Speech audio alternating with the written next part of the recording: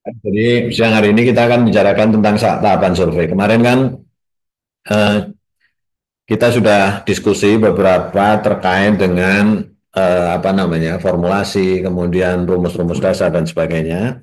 Kemudian penerapannya di ilmu pertanah itu kira-kira seperti apa. Nah, siang hari ini kita akan coba obrolkan ya. Obrolan saya ini akan saya uploadkan ke LMS biar kalian nanti bisa checking kembali kalau seandainya mungkin ada yang terlewat atau terlupa gitu ya. Jadi secara umum, Mas dan Mbak, kalau kita akan melakukan pekerjaan survei, ya, land surveying gitu ya, survei mengukur tanah gitu, untuk pekerjaan dari sipil, paling tidak kita itu harus melewati 4 tahapan, ya, 4 tahapan. Yang pertama adalah persiapan. Tahapan persiapan itu utamanya adalah satu adalah soal pemilihan SDM atau sumber daya manusia, ya.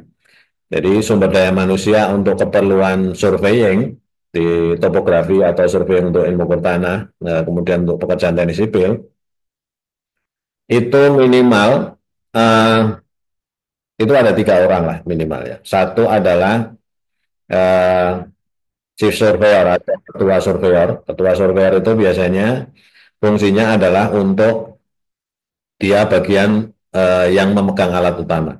Alat utama itu nanti kita akan bicarakan ada theodolit, ada total station, ada water passing dan sebagainya. Oke. Okay? Nah, itu ada yang namanya surveyor atau kepala surveyor.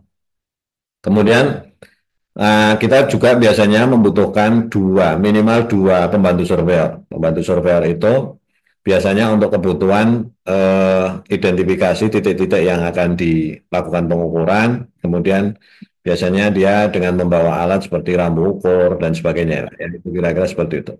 Nah, mungkin juga masih diperlukan beberapa tambahan SDM, mungkin pembantu surveyor yang lain seperti untuk apa pencatatan dan sebagainya gitu ya. Itu tapi biasanya sih minimal ada 3. Jadi kepala surveyor itu adalah orang yang nanti dia akan memegang alat, kemudian dia akan membaca alat tersebut gitu. Termasuk juga dia nanti akan mencatat ya. Tapi biasanya kalau terlalu sulit ya, kalau dia akan melakukan sendiri ya biasanya kemudian ada satu tambahan yaitu pembantu surveyor yang tugasnya adalah mencatat dari bacaan alat gitu ya, bacaan alat yang nanti dibaca oleh kepala surveyor kan gitu. Nah, kemudian persiapan yang lain adalah peralatan. Ya, nanti kita akan lihat kira-kira peralatan apa yang digunakan dalam pengukuran tanah atau pengukuran kegiatan-kegiatan topografi, pengukuran untuk teknik sipil ya. Itu kira-kira nanti alatnya apa saja. Kemudian setelah itu baru tim itu kemudian melakukan kegiatan yang disebut dengan pembuatan kerangka. Jadi pembuatan kerangka itu utamanya adalah terkait dengan pemasangan patok-patok poligon. Jadi patok-patok untuk tempat pengukuran itu atau biasanya orang menyebutnya itu adalah pemasangan titik-titik poligon. Itu yang disebut dengan kerangka. Nah, nanti kita juga akan lihat kira-kira titik-titik poligon itu apa sih kebutuhannya gitu ya. Jadi titik poligon itu ada mulai dari eh, orde ya, disebut dengan orde, ada mulai orde yang paling tinggi, orde 1 sampai ke orde yang paling kecil. Nanti ada beberapa jenis apa titik poligon atau patok poligon yang biasanya dipasang di lapangan. Biasanya orang menyebutnya adalah istilahnya BM. BM itu adalah benchmark gitu ya, benchmark itu titik poligon. Kemudian selanjutnya kalau sudah titik-titik itu dipasang, jadi kalau titik itu belum dipasang kita belum bisa melakukan pengukuran nih. Jadi titik-titik itu kemudian dipasang dulu, kemudian baru dilakukan pengukuran. Nah, pengukuran itu biasanya orang mengistilahkan adalah pengukuran taksimetri namanya, yaitu pengukuran dengan menggunakan metode sudut dan jarak. Kan kita udah banyak bicarakan tuh terkait dengan titik, sudut, dan jarak. Itu disebut dengan pengukuran taksimetri. Nah, kalau sudah pengukuran dilakukan, kemudian baru kita nanti olah datanya. Olah data itu ya termasuk di dalamnya adalah nanti penggambaran hasil pengukuran itu dalam bentuk peta ya, bentuk dalam peta. Itu biasanya orang disebut dengan peta situasi ya, peta situasi. Ya, tahapannya itu kira-kira itu. Nah, kita sekarang coba cek pertama kali adalah peralatan ya. Kalau SDM tadi sudah sampaikan, peralatan peralatan yang digunakan di ilmu tanah itu biasanya intinya yang pertama itu adalah teodolit namanya. Nah, teodolit ini kira-kira penampakannya seperti ini sebelah kanan itu. Teodolit ya, ini teodolit udah cukup modern ya. Beberapa karakteristik penting dari teodolit itu adalah satu, dia pasti bisa untuk melakukan pengukuran sudut kan. Nah, sudut itu ada dua jenis ya, Mas dan Mbak. Sudah pernah saya sampaikan juga. Sudut horizontal, ya biasanya disebut dengan azimut. Kemudian ada sudut elevasi atau sudut healing, ya. Nanti kalian coba buka lagi catatannya.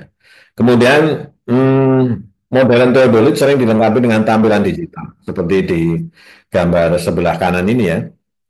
Itu biasanya ada tampilan digital ya, sudut teodolitnya. Ini contoh di sini ya. Nah, ini kan tampilan digital nih. Oke, ada tampilan digital biasanya. Tapi tidak ada juga nanti kalau Mas dan Mbak praktikum di ilmu kedokteran di Janabater kayaknya teodolitnya belum semodern ini ya. Mungkin belum ada tampilan digital seperti itu. Nah, kemudian tentunya teodolit pasti dilengkapi dengan yang namanya teleskop. Teleskop itu adalah eh, yang digunakan untuk pengamatan. Nah, pengamatan itu dia bisa ini ya, teleskop itu ini ya, nah, teleskop itu ini saya kasih lingkaran itu.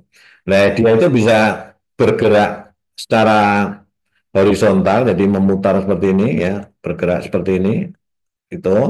Kemudian dia juga bisa bergerak secara vertikal gitu. Secara vertikal itu berarti dia apa? Untuk mengukur elevasi kan gitu ya. Nah, seperti ini. Bisa bisa horizontal, bisa vertikal. Nah, kemudian ada juga beberapa uh, model itu dilengkapi dengan laser pointer. Laser pointer itu ya fungsinya agar dia apa? Kalau mau mengarahkan ke objek itu kita tidak perlu lihat ke ininya dulu ya, teleskopnya dulu, tapi kita bisa langsung arahkan pointernya itu ke arah objeknya itu. Kemudian tentunya ada leveling ya.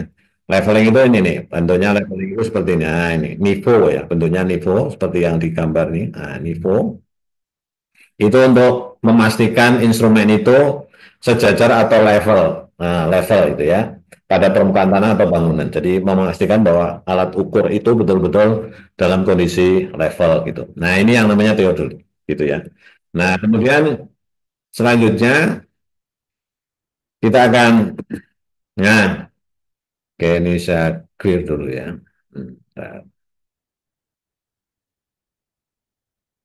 Bentar, sebentar.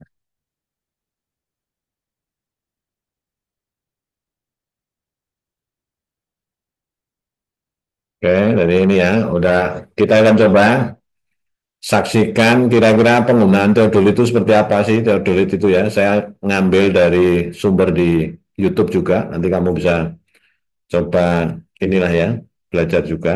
Oke, sebentar.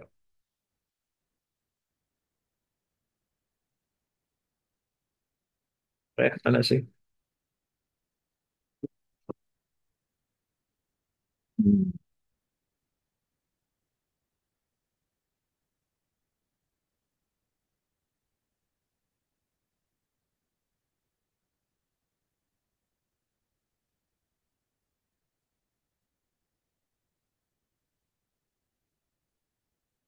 Sebentar.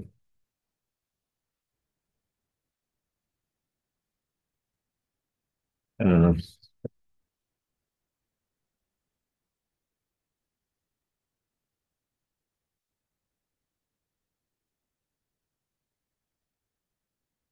sebentar, kenapa belum?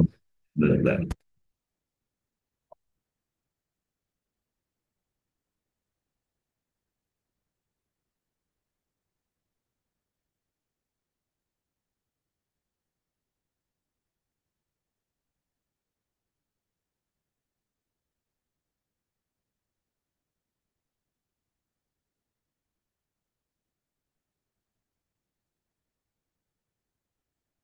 Hmm.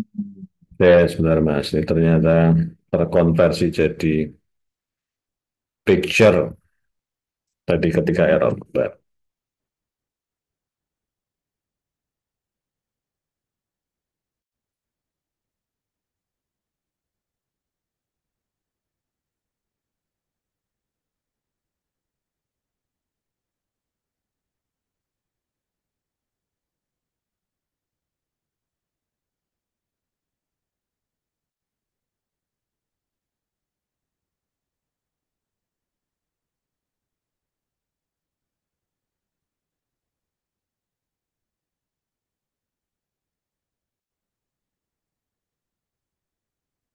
Sebentar.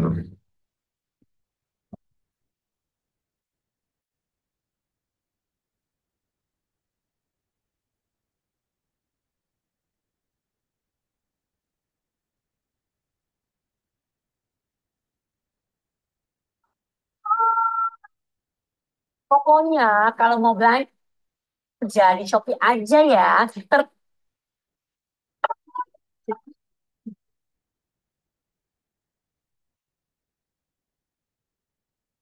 Coba ya, coba kita melihat ini ya, video penggunaan deodorit dasarnya.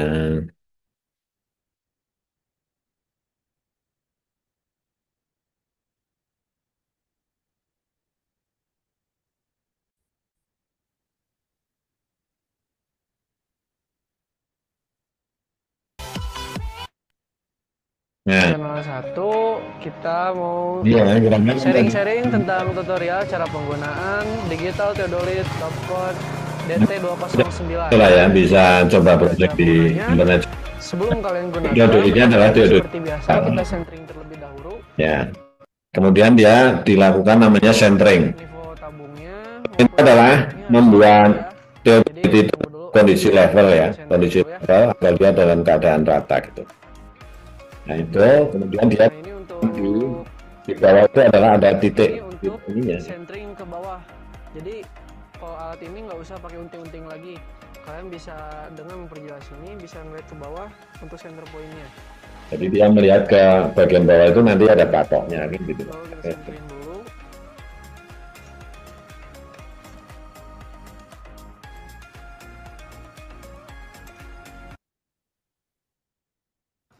Di sini kamera. Ya gitu. Di Ya ini dia yang dulu kedua, kira-kira seperti itu. kalian bisa Jadi alat pertama yang harus kalian tahu itu adalah teodolit. Itu yang namanya teodolit. Kemudian selanjutnya eh, ada yang disebut dengan rambukur. Ada yang disebut dengan rambukur. Nah, rambukur itu bentuknya seperti ini, Mas. Nah, rambukur seperti ini. Rambukur itu digunakan untuk mengukur jarak vertikal ketinggian gitu ya. Itu juga pernah saya sampaikan ya ketika kita bicara soal apa mencari beda tinggi antara satu titik ke titik yang lain. Jadi ini namanya rambukur. Nanti kalian juga bisa cek lah ya di apa di YouTube lah ya, cari kira-kira rambu ukur itu seperti apa, kemudian cara bacanya itu seperti apa. Ada sih beberapa channel yang bagaimana cara membaca alat ini, nanti kalian bisa cek lah ya. Kemudian ada juga yang lebih canggih dari theodolit itu namanya total station.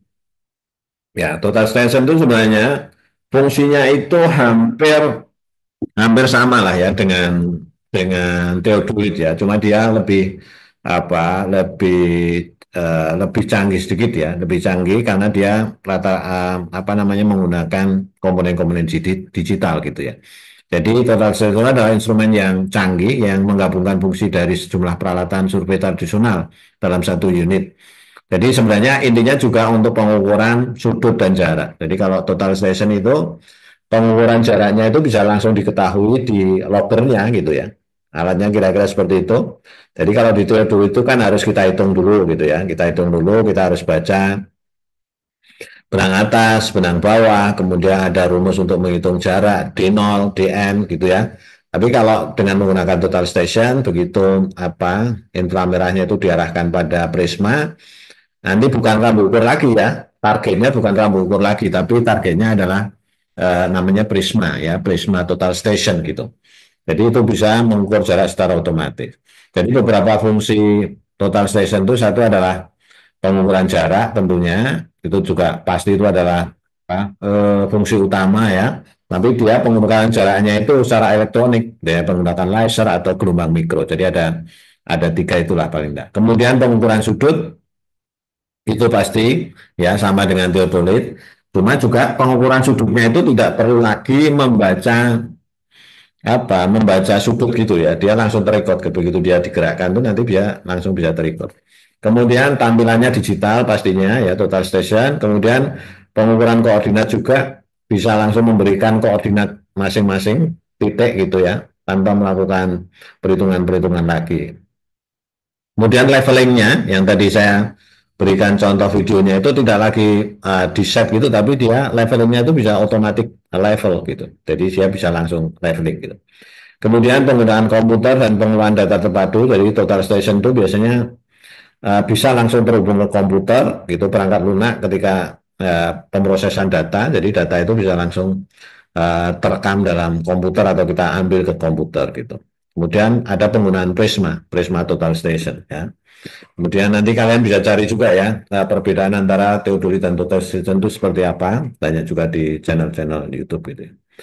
Kemudian yang selanjutnya itu adalah water passing. Kalau water passing itu fungsinya sama, hanya dia itu kalau water passing itu tidak bisa bergerak secara vertikal gitu. Jadi dia apa?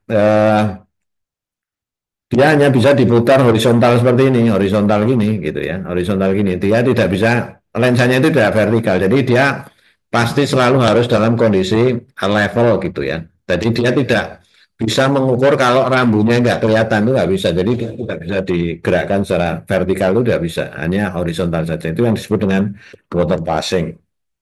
Nah ini biasanya digunakan untuk pengukuran yang titik-titik tingginya itu relatif sama, jadi tidak terlalu apa beda levelnya itu tidak berlalu besar gitu, tapi ya hanya perbedaan levelnya itu tidak terlalu signifikan, hanya sedikit-sedikit gitu ya. Jadi titik di lapangan yang kecenderungannya itu hampir sama gitu. Itu kira-kira water passing itu seperti itu. Nah, kemudian selanjutnya alat yang selanjutnya adalah nah, ini water passing, nanti kalian bisa cek lah ya. Nah, di internet. Kemudian ada beberapa alat tambahan. Ya, alat tambahan itu ya pastinya ada tripod itu untuk mendirikan alat gitu ya. Ini juga alat utama. Kemudian ada kompas, kemudian ada prisma. Prisma ini tadi yang target untuk apa? Untuk total station. Juga ada pita ukur kan tentunya ya gitu. Nah, ini beberapa alat tambahan kan seperti itu ya. Beberapa alat tambahan yang diperlukan untuk pengukuran di lapangan. Nah, kemudian tadi disampaikan setelah kita persiapan SDM alat, Mas dan Mbak, kita juga harus melakukan dulu rincikan ya. Rincikan itu apa ya? Pembuatan kerangka. Jadi pembuatan kerangka. Pembuatan kerangka itu adalah dengan melakukan pemasangan titik-titik BM namanya. Jadi pemasangan titik, pendistribusian titik-titik benchmark dan titik bantu yang berfungsi sebagai titik utama dan sebagai titik ikat pada waktu pengukuran titik-titik. Jadi kita nggak langsung ukur gitu, tapi harus ngukurnya itu kan biasanya patok itu. Kalau kalian kemarin masih ingat kan apa pengukuran itu mesti ada patok A, patok B, patok C gitu ya. Jadi alat itu didirikan di atas patok-patok itu. Nah eh, patok itu berjenjang ya, berjenjang ukurannya, berjenjang ketelitiannya. Ketelitian itu mulai dari order primer. Nah, kalau order primer itu, Mas, ini biasanya bukan kita yang membuat, tapi biasanya patok ini dibuat secara nasional. Jadi di Indonesia sendiri itu jumlahnya hanya tertentu. Itu namanya order primer. Order primer itu biasanya dibuat oleh yang namanya Badan Informasi Geospasial. Jadi dia membuat satu titik yang sudah ada koordinatnya yang tetap gitu. Jadi ada patok-patok di Indonesia itu nanti kalau kalian cari ya browsing ada patok order primer BIG apa Badan Informasi Geospasial. Nah itu yang menentukan itu. Jadi kita sebelum mengukur di suatu tempat kita juga harus cari ada nggak order-order itu patoknya. Jadi kalau patok itu sudah ketemu itu yang nanti akan kita gunakan sebagai acuan awal untuk pengukuran kayak gitu. Nah, biasanya patok order primer itu jaraknya itu antar patok itu biasanya sekitar 5 sampai 10 kiloan gitu ya. Jadi makanya patoknya itu enggak banyak ya karena dia bentuknya besar gitu ya. Ukurannya juga ada di sebelah kanan ini gambar sebelah kanan ya. Patok patok primer itu kan ketinggiannya itu 80 sampai 100 cm berarti kan 1 meter kan cukup tinggi itu. Kemudian apa namanya L-nya lebarnya patok besar lah, patok besar. Ini ada patok yang tingginya itu hampir 1 meter, kemudian ditanam gitu ya, biar dia tidak berpindah tempat gitu ya, patok order primer. Kemudian ada yang di bawahnya, level di bawahnya itu disebut dengan patok ordo sekunder. Kalau ordo sekunder itu juga biasanya bukan dari level nasional, tapi mungkin level provinsi membuat sendiri, level kabupaten membuat sendiri, dan jaraknya antar patok itu bisa 3 sampai 5 kilo. Itu untuk apa di level bawahnya. Kemudian level bawahnya lagi ada order tersier, kemudian ada order kuartet. Nah, kalau kita di teknik sipil, Mas dan Mbak, biasanya kita itu tidak paling di bawah order kuarter ya. Order kuarter itu ya lebih bawah lagi. Jadi kita nanti mengacu pada order kuarter. Kan gini, levelnya itu order kuarter itu mengacu ke tersier, tersier itu ke sekunder, sekunder itu ke primer. Jadi nanti mereka diikatkan, saling diikatkan. Nah kita kalau teknik sipil itu ya paling tinggal mengikatkan ke order kuarter itu gitu. Baru kita melakukan pemasangan distribusi titik-titik bantu kan gitu.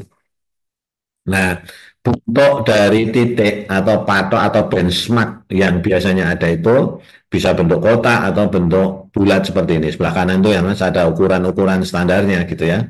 Ukuran-ukuran standarnya. Jadi kalau kalian ketemu patok gitu di lapangan, nah kira-kira kita bisa memperkirakan nih patok primer, sekunder, tersier atau kuartal itu sebenarnya dari bentuknya itu. Kemudian di atas patok itu biasanya ada titik centeringnya, ya, nah, namanya titik centering. Seperti ini ada tanda plus ini titik centering. Ini ada tanda plus di atas itu namanya titik centering gitu ya. Nah ini patok-patok. Nah kemudian kalau di kita mengukurnya ya mulai dari pengukuran dengan titik-titik bantu. Titik-titik bantu itu syaratnya satu harus diletakkan pada tanah yang stabil, kemudian tentunya aman ya, aman tidak mudah geser dan sebagainya. Kemudian antar titik, kalau tidak bantu itu ketika kita melakukan pengukuran di lapangan, teknik sipil itu antar titik yang bertetangga, artinya sebelah dengan sebelahnya. Banyak ada titik A dengan B itu ya. Dia kita mau ikatkan harus saling terlihat gitu ya. A harus bisa melihat B, B bisa melihat A gitu. Gitu ya. Jadi harus antar tetangga itu harus terlihat kan. Kemarin juga sudah pernah saya sampaikan ya bahwa antar titik itu titik bantu itu harus bisa saling terlihat. Nah, biasanya titik bantu itu hanya menggunakan ini biasanya kayak patok kayu atau patok-patok yang tidak permanen tapi dia diletakkan pada tanah-tanah yang stabil, tidak mudah bergerak dan sebagainya gitu ya. Nah, itu kira-kira kemudian kita harus membuat gitu. Nah, rancangannya kalau kita punya lahan kira-kira seperti ini ya. Nah, jadi kita yang kotak itu kotak merah, ini ada kotak merah, katakanlah kita harus cari dulu Mas, titik tersiernya namanya, titik tersier sebentar ini. Ini ya, nah ini kan namanya ketemu nih titik kuarternya, kuarter kan gitu. Kemudian kita mau mengukur di suatu lahan ini. Kemudian kita pasang patok di katakanlah titik A gitu, gitu kan, titik A. Ini patok bantu, ini ada titik B, gitu ya, titik B. Di sini ada titik C gitu. Jadi ketika di A, kamu harus bisa melihat titik B. Kemudian di sini mungkin ada titik D, gitu ya. Di sini ada titik E gitu. Kemudian di sebelahnya sana ada titik F gitu, terakhir F gitu ya. Jadi titik A itu harus bisa melihat kuarter ini, kemudian titik A juga harus bisa melihat B. Nah biasanya kalau di lapangan tuh Mas, jadi ketika memasang patok itu ada yang berdiri di A, ada yang berdiri di K, ada yang berdiri di B. Jadi mereka saling melihat. Kita itu saling melihat, ya udah pasang patok di sini. Itu juga harus bisa melihat C, ya kan? C bisa melihat B, terusnya. Jadi antar patok yang bertetangga itu harus bisa saling terlihat. Nah, ini yang disebut dengan kerangka. Kerangka pemasangan namanya pemasangan titik-titik poligon ya. Ini disebut dengan titik poligon. Poligon gitu, Mas. Nah, ini ya. Jadi pemasangan kerangka ini contohnya ini kuarter ya, tadi kuarter, kemudian ini titik bantu A, titik bantu B, titik bantu C, dan seperti ini. Nah, ini harus saling terlihat. Baru nanti, kalau masih diperlukan bantuan lagi, contoh nih ya, contoh dari ada beberapa tanah gitu, mungkin adalah lokasi, contoh di sini. Di sini mungkin bisa tidak terlihat di D dari D kan pengukurannya. Nah, nanti perlu lagi mungkin titik di sini, titik bantu lagi di sini. Ah, pasang lagi di sini gitu ya. Di sini ada titik lagi gitu. Ini untuk titik bantu gitu, seperti ini. Sini ada titik gitu ya, bangunan sana ada ke sana. Nah, ke F gitu. Nah, seperti itu. Pokoknya masang patok itu biar kira-kira kalau kita membayangkan kalau kita memasang alat di situ, alat itu bisa merekod semua titik situasi di situ gitu ya. Jadi contohnya di sini nanti dia bisa melihat ke sini kan, ke titik bangunan ini kan gitu. Kalau dari D kan nggak bisa, dari A nggak bisa, harus ada titik, katakanlah ini titik bantu B1 lah gitu ya, B1 gitu kan. Nah, B1 bisa melihat gedung di sini, bisa menurut gedung di sini gitu ya, bisa menurut gedung di sini. Sementara kalau dari titik D kan nggak bisa, dari titik A nggak bisa seperti itu. Jadi harus dibuat titik-titik bantu. Ini yang disebut dengan penentuan kerangka gitu ya, penentuan kerangka. Oke, jadi penentuan kerangka seperti itu kira-kira. Oke ya. Nah, oke, selanjutnya adalah kalau sudah penentuan kerangka, baru kita bisa melakukan surveinya, gitu ya. Kita baru bisa melakukan surveinya. Nah, oke. Nah, baru kita bisa melaksanakan surveinya. Nah, ini coba saya ada satu video ya, sebentar. Saya carikan nih karena tadi ke stop ini. Bentar. Kita coba.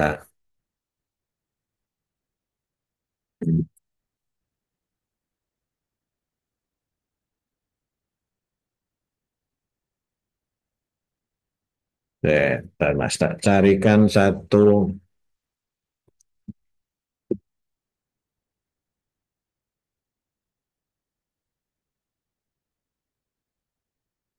Tadi udah ketemu ini video yang bagus sebenarnya, sebentar.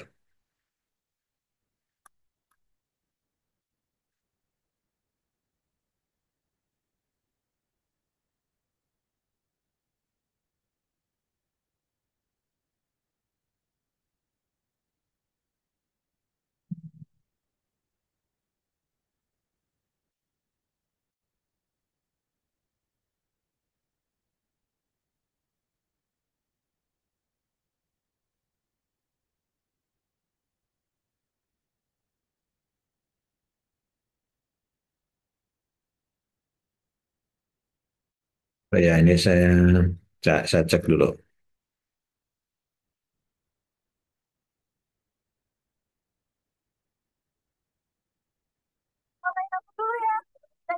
Nah, saya cek dulu.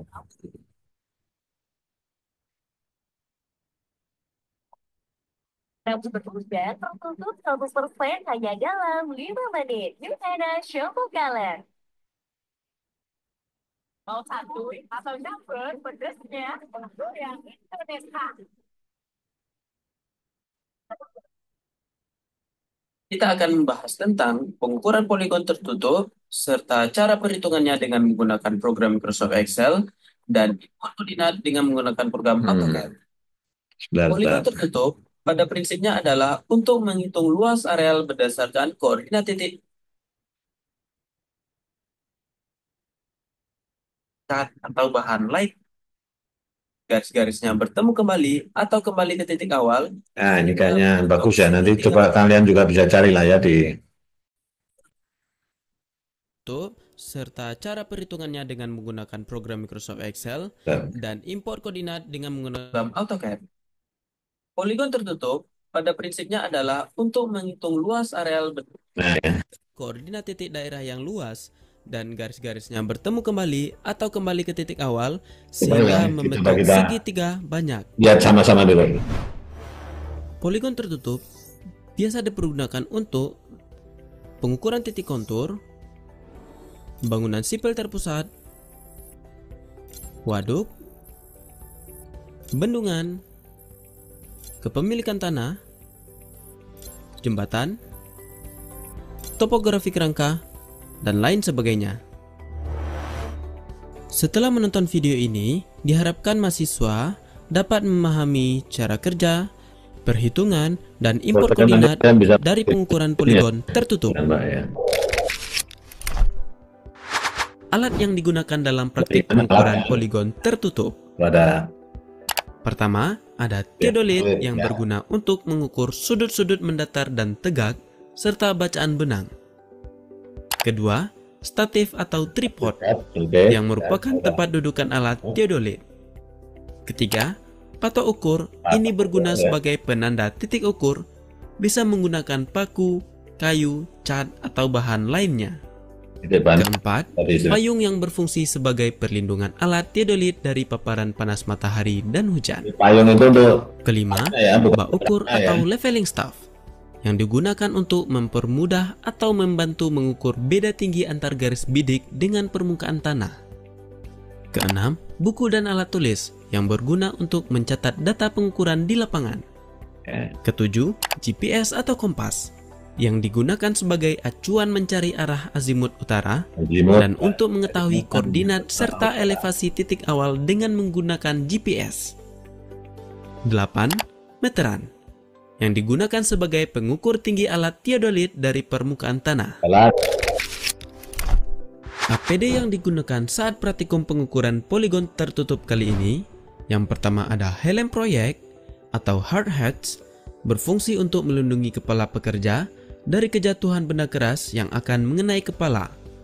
Kedua, rompi safety atau construction vest berfungsi untuk mencegah terjadinya kontak atau kecelakaan kerja dan sebagai pembeda antara petugas kerja dengan masyarakat umum.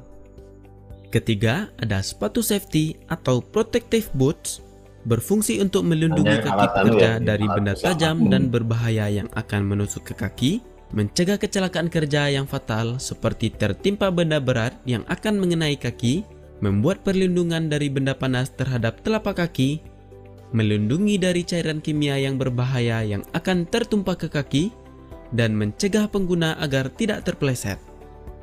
Keempat, kacamata hitam untuk mengurangi silaunya penglihatan di saat siang diteriknya matahari. Kelima, masker penutup hidung dan mulut agar petugas pengukuran di lapangan tidak menghirup polusi udara di area yang berpolusi. Keenam, memakai baju lengan panjang dan celana panjang untuk mengurangi kecelakaan kerja terhadap kulit pekerja. Langkah kerja pengukuran poligon tertutup dengan menggunakan alat teodolit. Sebelum melakukan pengukuran, lakukanlah observasi pengukuran di lapangan untuk menentukan titik-titik patok pengukuran. Ya, kan buat kerangka dulu kan. Pada saat melakukan observasi, tancapkanlah titik-titik patok pengukuran dengan bahan yang telah disediakan. Itu ya, kayak tadi ya. Kemudian, persiapkanlah formulir catatan pengukuran seperti tabel berikut. Ya, ini besok nanti kita diskusikan lebih Setelah detail. persiapan cukup dirasa, kemudian lanjut untuk mendirikan alat teodolit pada titik P1. Dalam mendirikan alat, longgarkanlah 3 skrup penyetel pada kaki-kaki statif, kemudian panjangkan kaki-kaki statif dan angkat setinggi pandangan mata. Dengan dipanjangkannya statif setinggi pandangan mata, ini nantinya bertujuan untuk memudahkan petugas pengukuran dalam pengamatan objek bidik dan bacaan benang. Selanjutnya, bentangkanlah ketiga kaki statif dengan cara meletakkan atau menancapkan satu kaki statif paling depan dan 2 kaki statif lainnya seret hingga bidang level atau kepala statif terlihat sedikit datar. Setelah itu, tinjau titik patok pengukuran melalui lubang pada kepala statif. Apakah titik patok pengukuran sudah berada di tengah-tengah pandangan lubang kepala statif? Setelah kepala statif terlihat sedikit datar, kemudian lanjut untuk meletakkan alat teodolit di atas statif dan kencangkanlah skrup penguncinya. Pastikan skrup benar-benar kuat terkunci agar teodolit tidak terjatuh saat digunakan. Selanjutnya, cek sentring alat terhadap titik patok melalui pandangan teleskop sentring. Jika belum sentring terhadap titik patok, cobalah untuk mengangkat 2 kaki statif dan geser atau naik turunkan 2 kaki statif lainnya. Serta dengan melonggarkan skrup pengunci dan menggeser halus alat teodolit. Sehingga menjadikan alat benar-benar sentring terhadap titik patok pengukuran. Dan jangan lupa untuk mengencangkan kembali skrup penguncinya. Setelah itu, setel gelembung nifo kota dan nifo tabung dengan memutar skrup ABC. Ini bertujuan nantinya agar alat benar-benar datar saat digunakan. Leveling atau pendataran ya. Setelah gelembung nivokota dan nivotabung centering, kemudian lanjut untuk menghidupkan alat theodolit dengan menekan tombol power. Setelah hidup, longgarkanlah skru pengunci vertikal dan horizontal, lalu putar lensa okuler searah jarum jam, hingga memunculkan angka derajat menit detik pada LCD pembacaan. Selanjutnya, setting teropong vertikal menjadi 90 derajat 0 menit 0 detik. Jika angka telah mendekati 90 derajat, maka kencangkanlah skru pengunci vertikal dan putar penggerak halus vertikal agar bacaan sudut benar-benar terbaca 90 derajat 0 menit 0 detik. Kemudian, tekan tombol Hold untuk mengunci sudut vertikal pada LCD pembacaan. Kemudian, dilanjutkan dengan mengarahkan teropong menuju arah utara. Arah utara ini dapat diketahui melalui kompas maupun GPS. Ya, ini untuk mencari. Setelah alat mengarah ke utara, kemudian lanjut dengan mengunci skrup horizontal dan tekan tombol 0 set arah utara. Untuk mengetahui koordinat serta elevasi titik awal, maka hidupkanlah GPS dan letakkan tepat berada pada titik P1 atau titik awal pengukuran, dan catatlah angka yang tertera pada layar LCD GPS, di mana angka 0650170 adalah sumbu X dan angka 9900681 adalah sumbu Y. Elevasi titik awal pengukuran adalah 3 meter di atas permukaan laut dan akurasi pengambilannya adalah 3 meter. Untuk mengetahui sudut azimut titik P1, longgarkanlah skru pengunci horizontal dan alat yang berada dalam keadaan 0 set arah utara, kemudian diputar searah jarum jam menuju titik P2. Maka, sudut azimut untuk titik P1 dapat kita ketahui melalui LCD bacaan. Catatlah derajat menit detik horizontal ke dalam formulir pengukuran. Untuk mengetahui Baikkan dulu ya, karena gratisan gitu, gratis ya. Wah, termurah di Shopee. Shopee 12.12 birthday sale. Termurah di Shopee. Untuk mengetahui bacaan benang, intip bacaan benang melalui teropong atau lensa okuler pada alat theodolit, dan catatlah bacaan benang yang terlihat ke dalam formulir pengukuran. Kemudian, untuk mengetahui sudut dalam dari titik P1, tekan tombol 0 set arah titik P2 dan arahkan teropong menuju titik P7 dengan memutarkan alat searah dengan jarum jam. Maka, sudut dalam dari titik P1 dapat kita lihat melalui LCD bacaan. Sudut dalam atau sudut jurusan ya. Selanjutnya, ukurlah tinggi alat pada titik P1. Ukur dengan meteran dari permukaan tanah atau lantai dan catatlah angka tinggi alat ke dalam formulir pengukuran. Sudut dalam bacaan benang dan tinggi alat pada titik P1 sudah diketahui. Kemudian lanjut untuk memindahkan alat ke titik P2. Dalam memindahkan alat ini, matikanlah theodolit terlebih dahulu, kemudian dilanjutkan dengan melepaskan alat theodolit dari statif. Pada saat melepaskan alat theodolit, pegang erat handle yang terdapat pada bagian atas theodolit. Dalam memindahkan alat ini, perlu berhati-hati agar kecelakaan kerja terhadap alat dapat diminimalisir. Untuk pengukuran pada titik P2, setting alat kembali seperti penyetingan alat di titik P1. Kali ini, alat tidak perlu lagi diarahkan ke arah utara, dikarenakan arah azimut utara untuk titik-titik berikutnya akan kita cari melalui penganalisisan data pengukuran. Setelah alat tersetting kembali, bidikan alat ke titik P3, bacalah dan catat bacaan benang serta tinggi alat ke dalam formulir pengukuran. Untuk bacaan sudut dalamnya, tekan tombol 0 set arah titik yang di depannya, yaitu titik P3. Kemudian, putarkanlah alat searah jarum jam menuju titik yang di belakangnya, yaitu titik P1. Maka, catatlah angka derajat menit detik pada LCD bacaan ke dalam formulir pengukuran. Untuk bacaan benang, sudut dalam dan tinggi alat pada titik P3, P4, P5, dan seterusnya, Lakukanlah pola kerja yang sama seperti langkah kerja pada titik P2.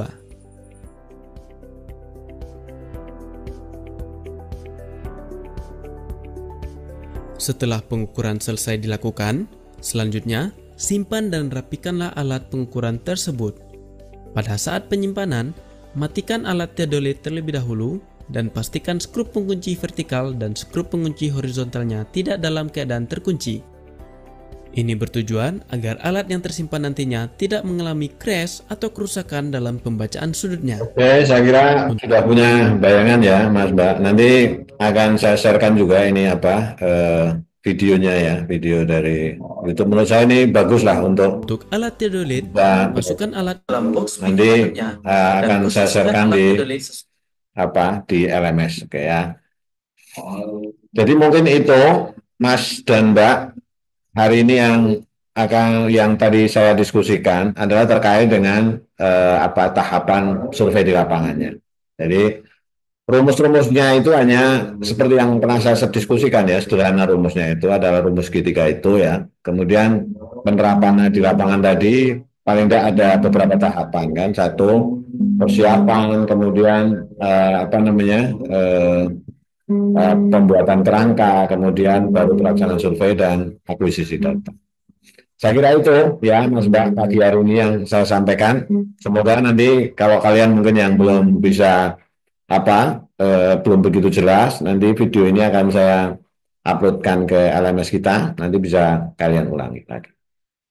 Oke, ada yang mau ditanyakan sebelum kita berpisah siang hari ini?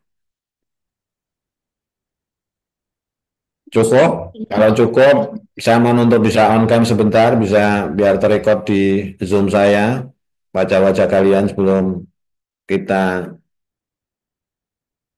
berpisah, bertemu lagi mungkin di minggu depan. Semoga minggu depan saya bisa bertemu secara offline ya. Oke, yang belum, Wendy, Nelly, silakan untuk bisa on cam sebentar, berikan senyummu yang terindah siang hari ini sebelum kita berpisah. Maulana, Freddy, Nova, mana ini yang belum on cam? Rahmat, Nur, Anjeli, oke, Anji, Nasta, oke, berikan senyummu yang terindah siang hari ini, Mas dan Mbak. Oke ya, terima kasih atas kehadirannya. Semoga Oke Pak. Oke Pak, terima kasih Pak. meetingnya ya. Selamat siang. Terima kasih Pak. Selamat Selamat siang Pak. siang.